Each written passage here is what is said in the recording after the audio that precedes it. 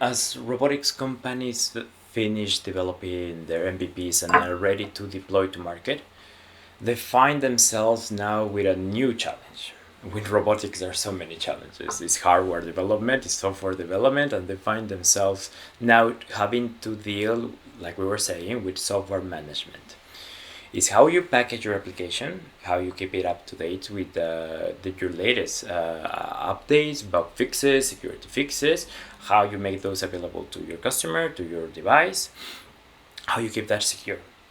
And that is a core technology that either you reinvent the wheel and you implement it yourself, or you go and apply open source technologies that are available. And Canonical decided, because of the experience that we have, if you think about this, Canonical gives Ubuntu to millions of people every day with thousands of packages. And you trying to do the same as a robotic company is not going to add value to your business. Mm-hmm. It's just infrastructure stuff that you need to have. Yep. As such, we developed the tools that I was mentioning, the Ubuntu Core. That is an optimized version of Ubuntu. You can think in it like a minimal Ubuntu image for robotics devices, for edge devices, for IoT.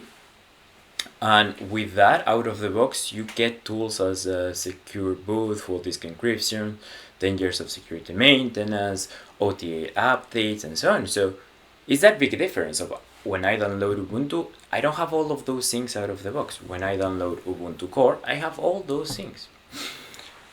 But we didn't stop there. In the way that you need to share and package and send your application, we also target with our tools, with our infrastructure that are based on the snap graph. A snap graph is our developer tools to create snaps and also to manage updates of devices. So the moment that I'm creating an update that I want to make it available to you, to the whole community, I can easily do it. I can easily package, create this immutable disk with all the dependencies, this container for embedded, and make it available to everybody and make it my life easier to keep it up to date, to send new features, to keep track of who is using it and so on.